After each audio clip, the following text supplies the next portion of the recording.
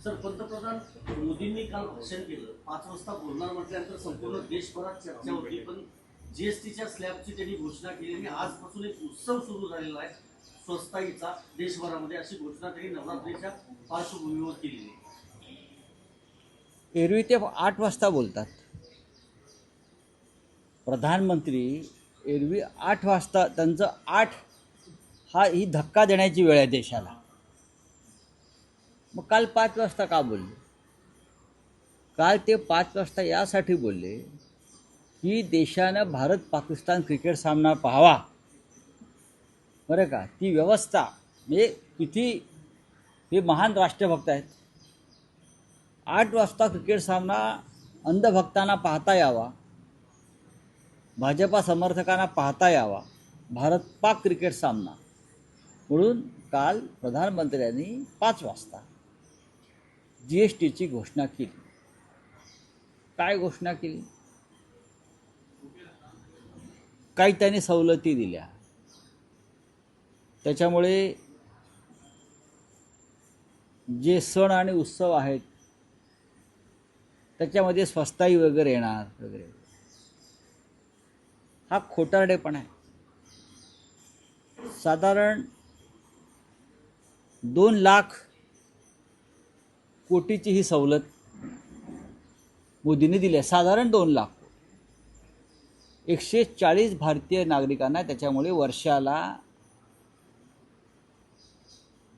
1213 रुपयेची स्वस्ताई होणार आहे. म्हणजे त्यांना फायदा होणार आहे. किती? आणि महिन्याला 110 ते 120 रुपये. महिन्याला फक्त 110 ते 120 रुपये इतकाच लाभ या क्षणी मिळतो. या सगळ्या व्यवहारात आम्ही बघितलं, आम्हालाही अर्थशास्त्र कळतं. हे सगळं करण्यापेक्षा नरेंद्र मोदीने आमचे 15-15 लाख रुपये आम्हाला दिले असते तर ते अधिक सोयीचं ठरलं असतं. हे मूर्ख बनवण्याचे धंदे आहेत. 5 वाजता जीएसटीच्या सवलतीची घोषणा केली. 8 वाजता क्रिकेट मॅच त्यांना पाहायची होती सगळ्यांना, मोदींसह स्वतः. काल स्वतः जय शहा मुंबईत होते अशी माझी माहिती आहे. BCCIची निवडणूक होती, त्या संदर्भातल्या प्रक्रिया त्यांना मुंबईत येऊन पूर्ण करायच्या होत्या. असं मला त्यातलं काय फार इंटरेस्ट नाही. पण काल भारत पाक सामना जो खेळला गेला त्यातले एक चित्र जे प्रसिद्ध झालेलं आहे, शहजादा फरहान नावाचा कोणीतरी क्रिकेटपटू आहे. साहेबजादा म्हणजे आमचे साहेबजादे आणि अमित शहाचे शहजादे एकच आहेत ते.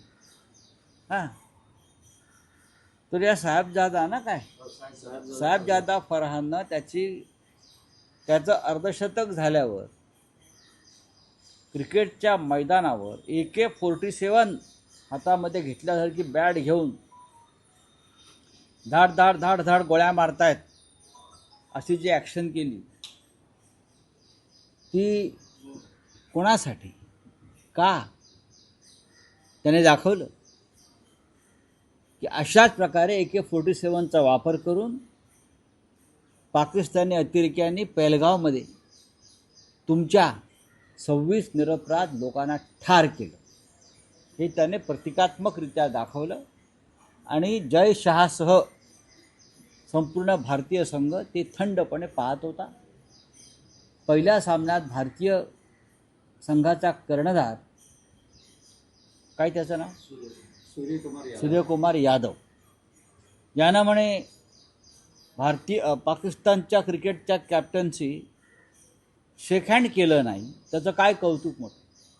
मग काल ही कृती केल्यावर सूर्यकुमार यादवनं तो जो कोणी साहबजादा फरहान आहे ना त्याच्या कंबरड्यात तिथंच लाथ घालायला पाहिजे. कळलं? हे सगळं या देशाला भोगावं लागतं आहे ते अमित शहा आणि जय शहा यांच्यामुळे. मी तर आज म्हटलं, इतकं महान राष्ट्रकार्य हे लोक करतायत.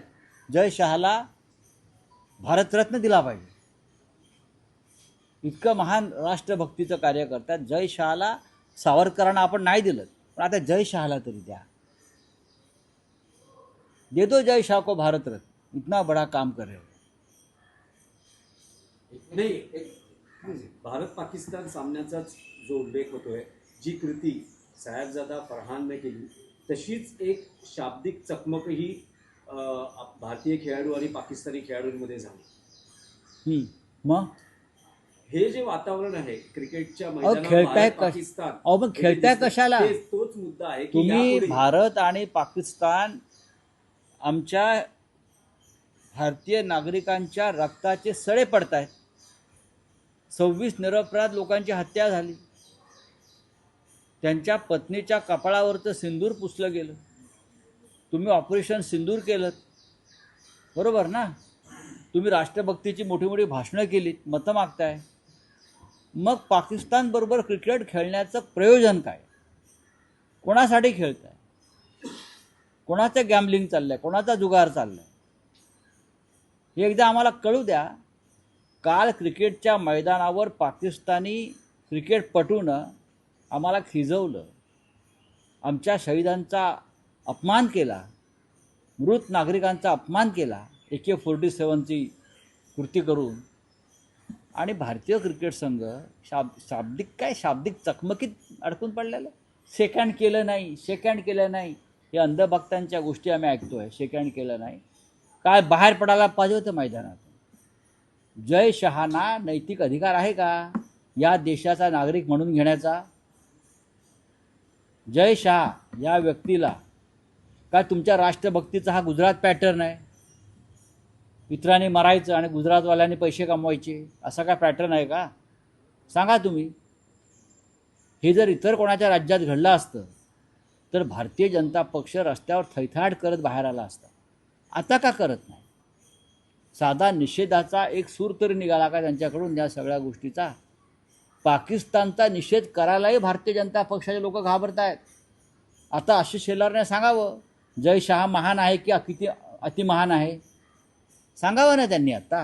नाही पण राऊत साहेब, ICCचे प्रमुख जय शहा आहेत. पाकिस्तानी खेळाडूने जी कृती केली किंवा पाकिस्तानी संघ ज्या पद्धतीने मैदानात वागतोय अलीकडच्या काळातली उदाहरणं पाहता या कृतीबद्दल त्यांना बॅन केलं गेलं पाहिजे आंतरराष्ट्रीय क्रिकेटमध्ये अशी भावना किंवा मागणी आहे. बघा, माझ्या मागणीचा प्रश्न नाही आहे. भारतीय संघानं त्यांच्याबरोबर खेळू नये ही साधी मागणी देशाच्या 140 कोटी भारतीयांची. ते बॅन करायचं की नाही हा आंतरराष्ट्रीय विषय असेल. तो जय शहाने ठरवलं तर ते करू शकतात. जय शहाने जर ठरवलं ते आंतरराष्ट्रीय क्रिकेटचे प्रमुख आहेत ना, ते जर त्यांचे वडील काश्मीरमधलं 370 कलम हटवू शकतात तर जय शहा पाकिस्तानवरती बंदी आणू शकतात. एकच रक्त आहे ना, रक्त वेगळं नाही आहे ना, तेच राष्ट्रभक्तीचं रक्त आहे ना अमित शहाचं त्याच्या DNA मध्ये. यामध्ये आर्थिक लागेबांधे आहेत, त्यासाठी खेळली जाते मॅच. नक्कीच, मी आधी ते सांगितलेलं आहे. भारत पाकिस्तान सामन्यावर सगळ्यात मोठा सट्टा हा भारतात खेळला जातो. पहिल्या सामन्याला साधारण 1.5 लाख कोटीचा सट्टा खेळला आणि हा सट्टा मोठ्या प्रमाणात गुजरातमधून खेळला जातो. त्या सट्ट्यातले 25,000 कोटी रुपये, मी आकडा परत सांगतोय, सरळ पाकिस्तानात जातात. आणि कालच्या सुद्धा सामन्यावरती फार मोठा सट्टा खेळला गेला आहे. तो मुंबईतून आणि गुजरात आणि राजस्थानमधून खेळला गेला आहे. आणि कालसुद्धा साधारण 1.5 ते 2 लाख कोटीचा सट्टा खेळला गेला आहे.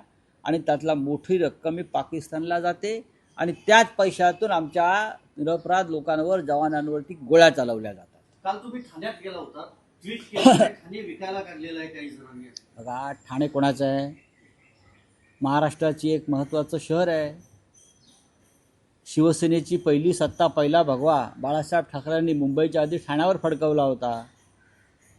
त्याच्यामुळे ठाण्यात जे आमचं काम चालू आहे पक्षाचं, त्या संदर्भातलं आमचं जाणं येणं असतं. काल गेलो होतो, काल पाऊस होता, छान होतं ठाणं, काल प्रसन्न होतं ठाणं. काल मी तलावपाळीवर गेलो, मी उपवन परिसरामध्ये गेलो, बऱ्याच ठिकाणी मी काल गेलो. तुम्ही म्हणालात की अनेक भेटीगाठी घेतल्यात आहेत ना. तुमचं असं म्हणणं आहे की बरेचसे ठाणे आता विकायला काढले आहे.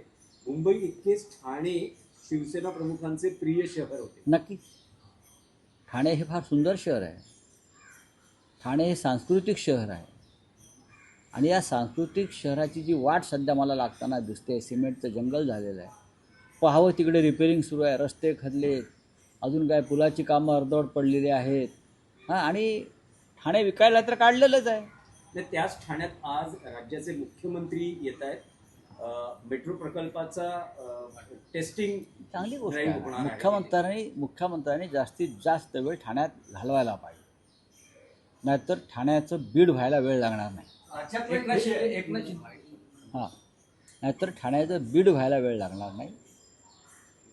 ज्या प्रकारची दहशत निर्माण करण्याचा प्रयत्न होतो आहे मतदारांवर, जनतेवर, राजकीय कार्यकर्त्यांवर, ती गंभीर गोष्ट आहे. अर्थात ठाणेकर ह्यांना जुमानत नाही, ती गोष्ट सोडून द्या. पण तुम्हाला मी सांगतो की मुख्यमंत्र्यांनी जास्तीत जास्त वेळ ठाण्यात घालवायला पाहिजे. मुंबई जवळच ठाणे, आणि ठाण्यातल्या पोलीस अधिकाऱ्यांना सक्त सूचना दिल्या पाहिजेत की चुकीचे आदेश पाळायचे नाही. एकनाथ शिंदेने त्यांच्या अकार्यक्षम मंत्र्यांना तंबी दिलेले कान उघडणी केली. मग त्यांनी स्वतःलाच तंबी द्यायला पाहिजे ना. अकार्यक्षम मंत्र्यांची कान उघडणी केली असेल, मंत्री म्हणून स्वतःही मंत्री आहेत, ते मुख्यमंत्री नाही आहेत. ते स्वतःही मुख्यमंत्री देवेंद्र फडणवीस यांच्या नेतृत्वाखालचे एक मंत्री आहेत. आणि घटनेमध्ये राज्यात आणि देशात उपमुख्यमंत्री पदाला कोणतेही घटनात्मक दर्जा नाही. मग उपपंतप्रधान असतील किंवा उपमुख्यमंत्री, त्याला घटनात्मक दर्जा नाही. हे असेच मध्ये लटकत असतात. त्याच्यामुळे ते एक मंत्रीच आहेत. एकनाथ शिंदे मंत्रीच आहेत. राऊत साहेब, आज घटस्थापनेचा दिवस आहे आणि आता महाराष्ट्रातले नागरिक असतील किंवा राजकीय पक्षांचे कार्यकर्ते असतील, सगळ्यांना प्रतीक्षा आहे शिवसेनेच्या दसरा मेळाव्याची, जी पक्षाची परंपरा आहे. काय यंदा दसरा मेळाव्याचं नियोजन आहे आणि काय संदेश शिवसैनिकांना स्थानिक स्वराज्य संस्थांच्या पार्श्वभूमीवर जाणार आहे? बघा, दसरा मेळावा ही शिवसेनेच्या नव्हे तर महाराष्ट्राच्या आणि देशाच्या राजकीय संस्कृतीमधला एक महत्त्वाचा एक भाग अनेक वर्ष बनलेला आहे. हिंदुहृदय सम्राट बाळासाहेब ठाकरे यांच्या काळापासून ते आता उद्धव ठाकरे साहेबांपर्यंत दसरा मेळाव्याची तयारी सुरू झाली आधीच. थोडं पावसाची आम्हाला चिंता वाटते, पण पाऊस असो किंवा काही असो, मेळावा होणार. आणि महाराष्ट्रातून लाखोच्या संख्येनं शिवसैनिक आणि शिवप्रेमी जनता येईल. हा दसरा मेळावा विशेष यासाठी आहे की दसरा मेळाव्यानंतर लगेच काही काळामध्ये मुंबईसह 27 महानगरपालिका आणि जिल्हा परिषदांच्या निवडणुका आहेत. विशेषतः मुंबई सगळ्यांसाठी महत्त्वाची आहे. अशा पार्श्वभूमीवर शिवसेना पक्षप्रमुख उद्धव ठाकरे हे महाराष्ट्राशी, शिवसैनिकांशी काय संवाद साधतात याची सगळ्यांना उत्सुकता आहे आणि ते तशीच राहू द्या. आणखी एक दसरा मेळावा होत असतो याच निमित्ताने. बघा, हिंदू पंचांगानुसार एक दसरा आणि एक दसरा मेळावा आहे. हिंदू पंचांगातसुद्धा एकच दसरा मेळावा आहे. तुम्ही हिंदू पंचांग पाहू शकता, आणि तो शिवतीर्थावरचा दसरा मेळावा आहे. आता बाकी कोणी काय काठ्या आपल्या फडकवत असतील, कारण त्यांचा जो दांडा आहे तो भाजपचा आहे आणि त्यांचा जो झेंडा आहे तो गुजरातचा आहे. त्याच्यावर इथे त्या दसरा मेळाव्याला काय महत्त्व नाही. सर, राज्यात प्रधानमंत्री ने कल 5 हो गया, ठीक है. आपत्ती व्यवस्थापनाचा एक प्रश्न आहे. कोट्यावधी निधी येतोय. आप बोलिए हिंदी में क्या है. हिंदी में राउत जानना चाहेंगे, कल देश के प्रधानमंत्री नरेंद्र मोदी ने 5 बजे लोगों को संबोधित किया. आज से जीएसटी में कई सारे छूट दिए जा रहे. जीएसटी में प्रधानमंत्री ने कल पहली बार जिंदगी में 5 बजे देश को संबोधित किया. सबको आश्चर्य लगा. उनका तो 8 बजे का टाइम है. सबको मूर्ख बनाने का टाइम होता है ना एक देश को. 8 बजे का है तो 5 बजे की. तो लोग कहते हैं कि कल भारत पाकिस्तान की क्रिकेट मैच होने वाली थी और भारतीय जनता पार्टी के लोग वो क्रिकेट मैच देखना चाहते थे. उसमें प्रधानमंत्री का व्यत्यय, डिस्टर्बेंस नहीं होना चाहिए. ये पार्टी की तरफ से प्रधानमंत्री को बताया गया, भाई आप 5 बजे करिए. हमारे भारतीय जनता पार्टी की जनता, भारतीय जनता पार्टी के लोग भारत पाकिस्तान क्रिकेट मैच देखना चाहते. देखो, इसलिए प्रधानमंत्री ने अपना टाइम बदलकर 5 बजे किया. क्या राष्ट्रभक्ति है. और क्या किया है, तो जीएसटी में कुछ छूट दी है. उससे क्या मिला जनता को. 2 लाख करोड़ की कोई इतने बड़ा देश, 140 करोड़ की जनता है, तो सालाना लगभग 1400 रुपये का फ़ायदा ऐसे वो बोल रहे हैं कि छूट मिलने वाली है. यानी मंथली 100-200 रुपये आपको मिलेगा। जनता भिखारी है क्या?